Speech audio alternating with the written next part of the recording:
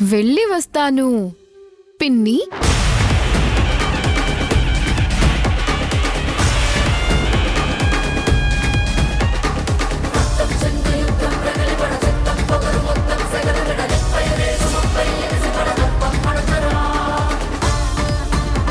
నిజంగా దేవకి చేతిలో ఏదో మాయుంది. క్షణంలో పాప ఏడు పాపేసింది. నీకెప్పుడు అలా అలవాటవుతుందో.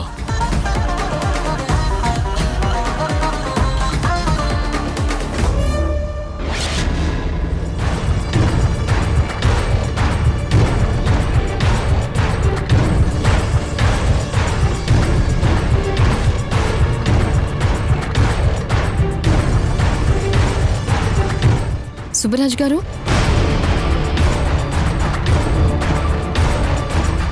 ఏం సుబ్బరాజు ఇలా చేస్తున్నావు?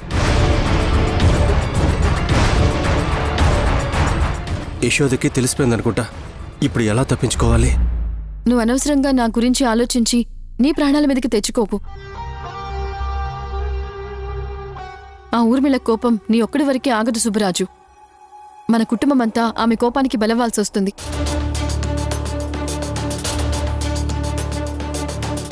మీరెవరో నాకు తెలియనప్పుడే నేను మీ అందరి గురించి ఆలోచించి నేను దూరంగా వెళ్ళాను.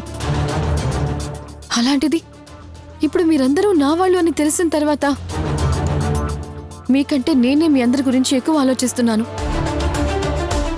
అమ్మయ్యా, యశోద ఇంకా తన కోసమే నేను ఇక్కడికి వచ్చానని అనుకుంటుంది. దీన్ని నేను కంటిన్యూ చేస్తే సరిపోతుంది. ఏంటి సుబ్బరాజు, ఏం మాట్లాడావు? ఆ, ఏం లేదు యశోద, నేను నిన్ను అలా ఒంటరిగా వదిలేసి ఉండలేను. నీకేమవుతుందా అన్న టెన్షన్తో ఇంట్లో అనుక్షణం చచ్చే కంటే నీ పక్కనే ఉంటూ నిన్ను కాపాడుకోవడమే నాకు ముఖ్యం. పద వెళ్దాం.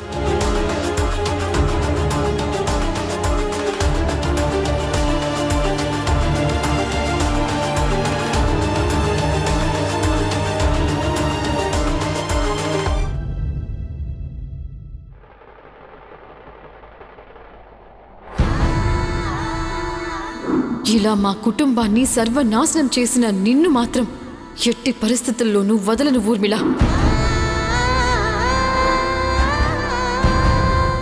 నీ పాపాలన్నిటికీ పైన యముడు శిక్ష వేస్తాడో లేదో తెలియదు, కానీ ఇక్కడ మాత్రం ఈ యశోద శిక్ష వేసే తీరుతుంది.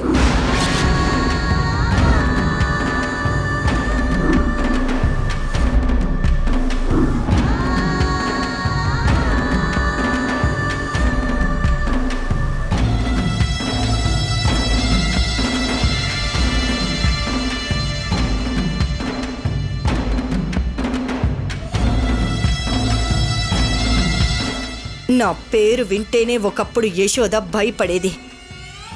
అలాంటిది ఇప్పుడు నా నట్టింటికొచ్చి నా కళ్ళల్లోకి చూస్తూ వార్నింగ్ ఇచ్చినట్టు మాట్లాడుతోంది.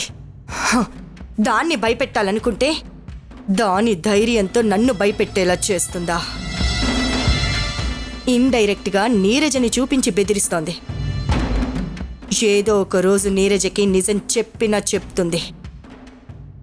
అది జరగకూడదు.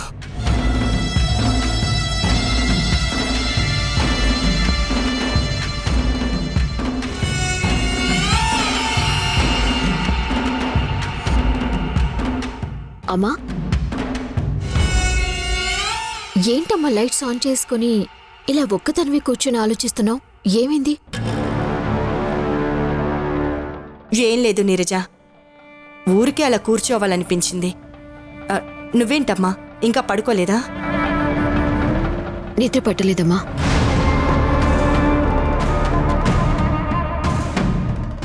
ఒంట్లో ఏమైనా బాలేదా అమ్మా? మనసు బాలేదమ్మా. ఎందుకు? అమ్మా, నాకింకా హనీని ప్రేమగా చూసుకోవటం రావడం లేదా?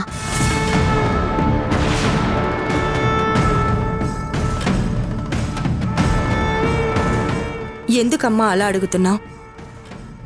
ఏం లేదమ్మా, పిల్లలన్నాక ఏడవటం సహజం. అమ్మ ఆడిస్తే ఏడుపు ఆపేసి కిలకిలా నవ్వుతారు, అది కూడా సహజమే. కానీ హనీ ఎందుకమ్మా? నేనెంత ఆడించినా, ప్రేమ చూపించినా, ఎత్తుకుని ముద్దాడినా, జోలిపాట పాడినా ఏడుపు మాత్రం ఆపటం లేదు.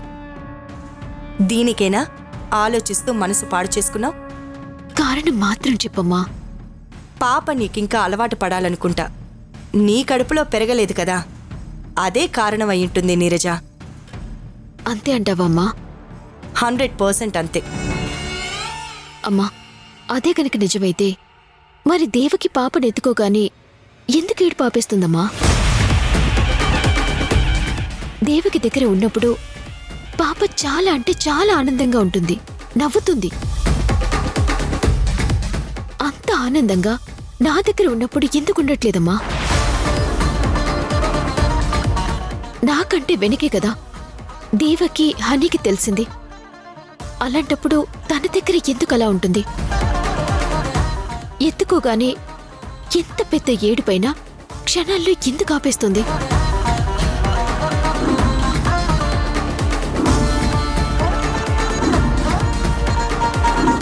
ఇలా తలుచుకుంటున్న ప్రతి క్షణం నా మనసు చాలా బాధపడుతుందమ్మా. ఏంటమ్మా ఏం మాట్లాడవు? ఒకవేళ పాపకి దేవకి ఏమైనా సంబంధం ఉందంటావా?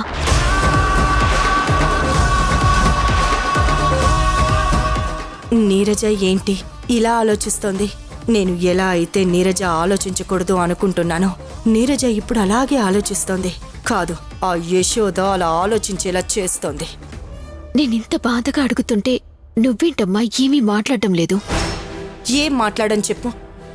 నువ్వు నక్కకి నాగలోకానికి ముడి పెడుతున్నావు. అసలు ఆ దేవకి ఎవరో మనకి తెలీదు. పాపం చూసుకోవడానికి వచ్చింది, పైగా పెళ్లి కూడా కాలేదు. అలాంటప్పుడు తనకి పాపకి లింక్ ఎలా ఉంటుంది చెప్పు? దేవకికి పిల్లల్ని ఆడించడం బాగా అలవాటు. అంతకు మించి ఇంకేం లేదు. నువ్వెక్కువ ఆలోచించకు.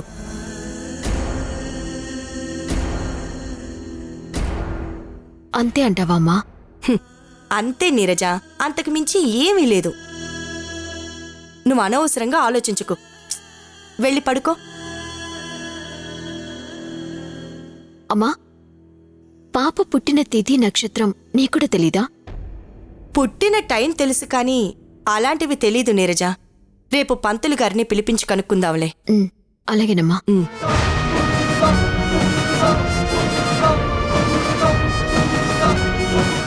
యశోదా, నాతో పాటు నా కూతురికి కూడా నిద్ర లేకుండా చేస్తున్నావు కదా, నిన్ను మాత్రం వదలను.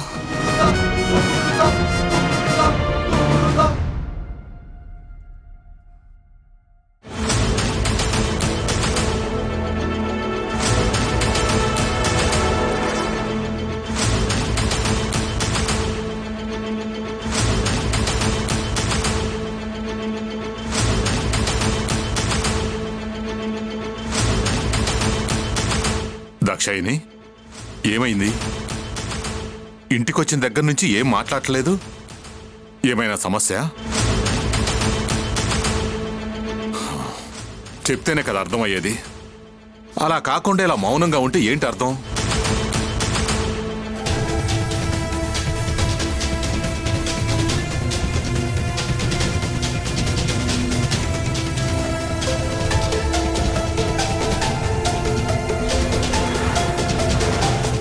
హరి, ఆగు. నీతో కొంచెం మాట్లాడాలి. నీకీ మధ్య అమ్మను పలకరించడానికి కూడా మనసు రావడం లేదు కదా? ఎందుకురా? అంతలా నేనేం తప్పు చేశాను? తప్పులు చేసిన వాళ్ళు, తప్పుడు పనులు చేస్తున్న వాళ్ళు అందరూ బానే ఉంటున్నారు. ఆనందంగా, ప్రశాంతంగా, ఏ దిగులు లేకుండా ఉంటున్నారు.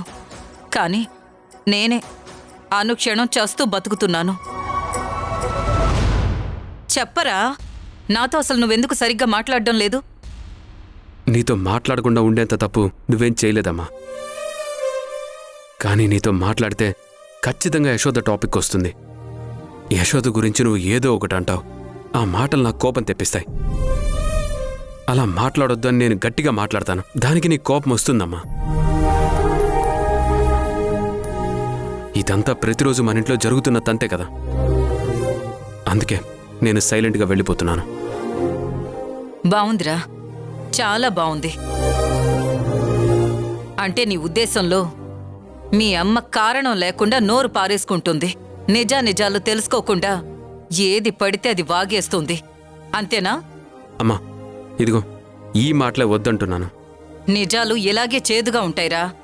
ఆ యశోద చిన్నప్పుడు అత్త అత్త అని అమాయకంగా నా కొంగు పట్టుకుని తిరిగేది. ఆ యశోద మాత్రం కాదురా. చిన్నప్పట్లాగే ఉంది అనేసి నేను నీతో పెళ్లి చెయ్యాలి అనుకున్నాను. నువ్వు కూడా యశోదని ఇష్టపడ్డావు. నీది మంచి మనసురా. నువ్వు మంచివాడివి కాబట్టి నేను యశోదని నీ జీవితంలోకి రానివ్వలేదు. ఏం జరిగినా మన మంచికే అంటారా పెద్దవాళ్ళు. అది ఇప్పుడే అర్థమవుతుంది నాకు. యశోద నీకు కరెక్ట్ కానే కాదు. దాని క్యారెక్టర్ నువ్వనుకున్నంత మంచిది కాదురా. అమ్మా యశోద గురించి నాకు తెలుసు. నువ్వు ఏదో ఒకటి చెప్పి నా మనసు మార్చాలని చూడకు. ఆ ప్రయత్నంలో నువ్వు ప్రతిసారి ఓడిపోతూనే ఉంటావు. హా, నేను ఏదేదో ఊహించేసుకుని నీ మనసు మార్చడానికి ఏది పడితే అది మాట్లాడడం లేదురా. కళ్ళారా చూసిందే మాట్లాడుతున్నాను. ఏం చూసావమ్మా?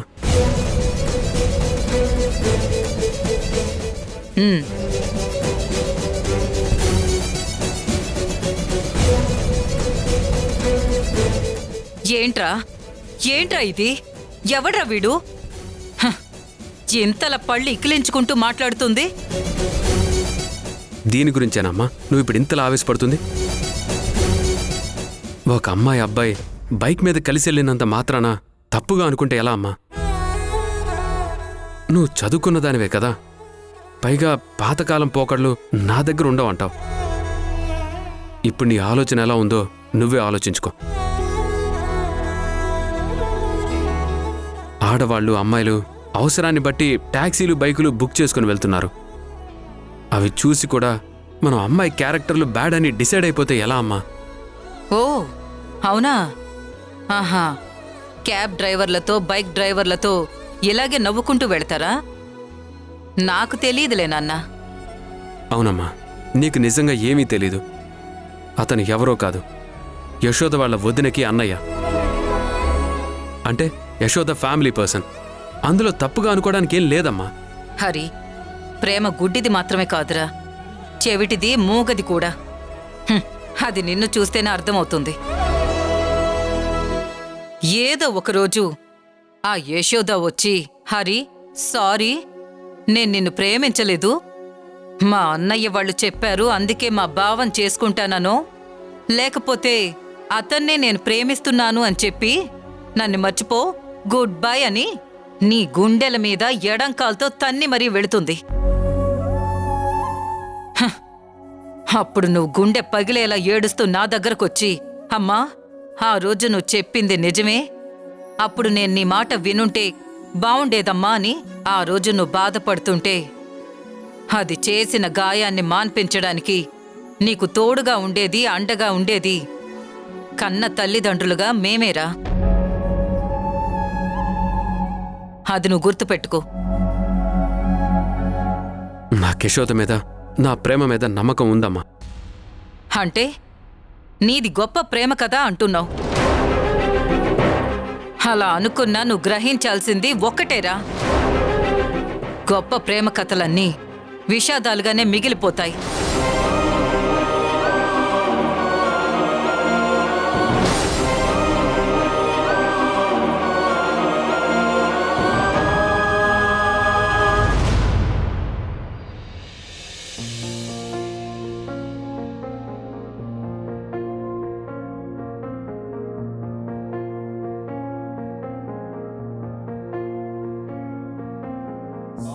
రా కూర్చో.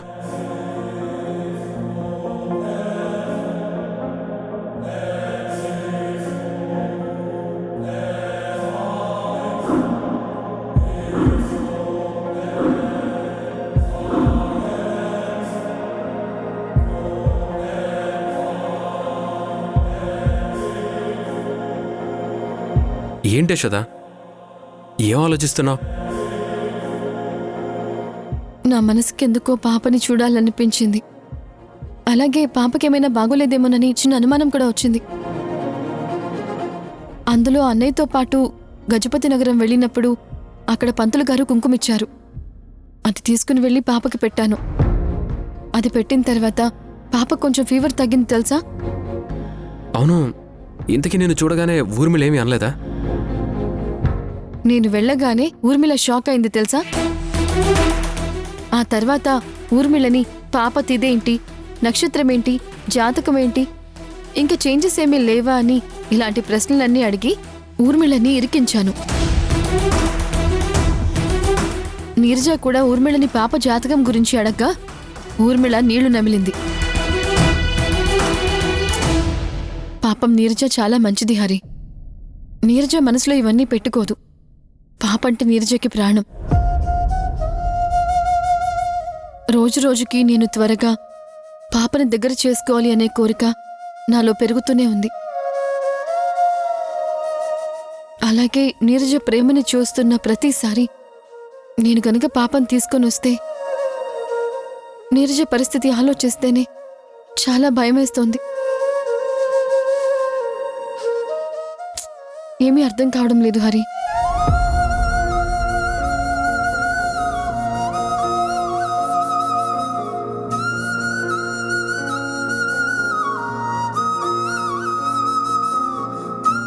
నువ్వలా నీరజ గురించి జాలి పడితే పాప నువ్వు ఎప్పటికీ తెచ్చుకోలేవు యశోద. Be strong. ఎంత త్వరగా వీలైతే మనం అంత త్వరగా పాపని తెచ్చుకోవాలి.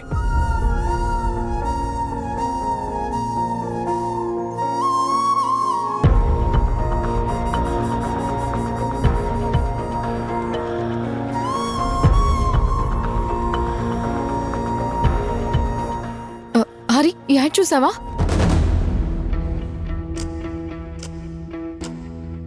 ఈ అడ్రస్ ఊర్మిళ వాళ్ళ ఇంటిదే. అయినా పాపని చూసుకోవడానికి కేర్ టేకర్ కోసం వెతుకుతున్నారన్నమాట. ఇప్పుడేంటి, నువ్వు మళ్ళీ ఇంకో వేషం వేసుకుని పాప కోసం వెళ్తావా? అది కాదు హరి, ఇంట్లో బుజ్జం ఉంది, నీరజ ఉంది. ఇప్పుడు కేర్ టేకర్తో వీళ్ళకేం పని ఉంటుంది?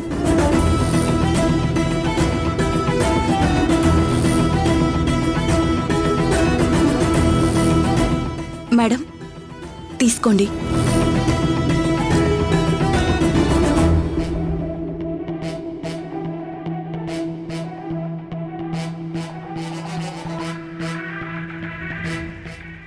మేడం, ఇక్కడ పటాన్ చెరువు దాటగానే 5 కిలోమీటర్స్ దూరంలో మా సంస్థ విల్లాలు కడుతోంది మేడం. హై క్వాలిటీ అండ్ అన్ని ఇమ్యూనిటీస్ ఉన్నాయి మేడం. మీరు అదర్ కంపెనీ విల్లాస్తో కంపేర్ చేసి చూస్తే మా విల్లాస్ రేటు మీకు బడ్జెట్ ఫ్రెండ్లీగా ఉంటుంది. ఇప్పుడేం వద్దులేండి. సరే మేడం. ఎక్స్క్యూజ్ మీ, మీ పేరేంటి? సరిత మేడం. ఎంతవరకు చదువుకున్నావు? డిగ్రీ కంప్లీట్ చేశాను మేడం. అంత చదువుకొని ఈ పాంప్లెట్స్ పంచడం ఏంటి? జాబ్స్ ఎక్కడున్నాయి మేడం? జాబ్ కోసం ట్రై చేస్తున్నాను, ఇంకా రాలేదు. అందుకే సర్వైవల్ కోసం. సరే, నేను నీకు ఒక జాబ్ ఇప్పిస్తాను, చేస్తావా? చేస్తాను మేడం. కాకపోతే నీ స్టడీస్కి దానికి సంబంధం ఉండదు. ఒక చిన్న పాపను చూసుకోవాలి, ఆడించాలి, అంతే. పాపని చూసుకోవాలా మేడం? నువ్వేమీ ఫీల్ అవ్వకు, శాలరీ బాగానే ఇస్తారు. సరే మేడం. ఇప్పుడు నాకెలాగో ప్రొఫెషన్ కంటే శాలరీనే ముఖ్యం. నేను నా ఫ్యామిలీని రన్ చేసుకోవాలి. మీరు ఈ జాబ్ ఇప్పిస్తానంటే నాకోకే మేడం, నేను చేసుకుంటాను. ఇదిగో, ముందు ఈ అడ్రస్కి వెళ్ళు. అక్కడ ఊర్మిళ అని ఉంటుంది. ఇదిగో, నువ్వు ఆవిడ్ని మెప్పించగలిగితే నీకు జాబ్ కన్ఫర్మ్ అయినట్టే. నువ్వు అక్కడికి వెళ్ళి పాపని జాగ్రత్తగా చూసుకుంటే నేను నీకు 10,000 ఇస్తాను. అక్కడ జరిగే విషయాలన్నీ నాతో చెప్తే నేను నీకు ఎక్స్ట్రాగా 20,000 ఇస్తాను. టోటల్గా 50,000 నీ శాలరీ అన్నమాట.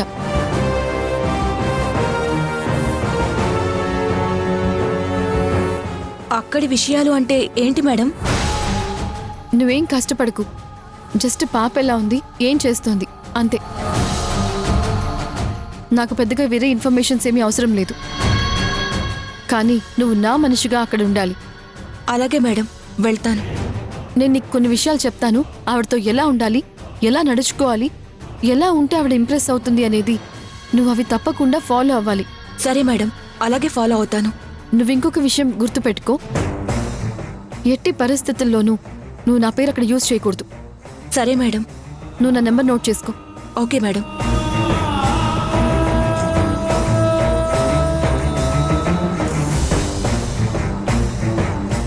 మిస్డ్ కాల్ వస్తుంది మేడం. వచ్చింది, నేను సేవ్ చేసుకుంటాను. Okay madam.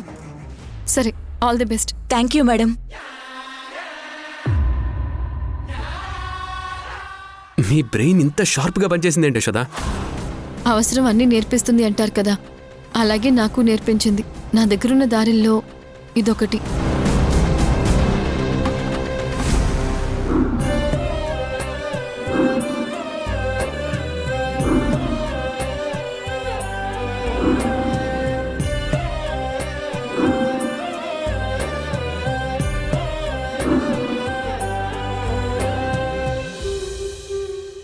ఇకనైనా యశోద కష్టాలకి దూరంగా ఉండాలన్నా ఆనందంగా ఉండాలన్నా ఒక పని చేయాలని నేను నిర్ణయించుకున్నాను. ఏంటండి? హరితో యశోద పెళ్లి.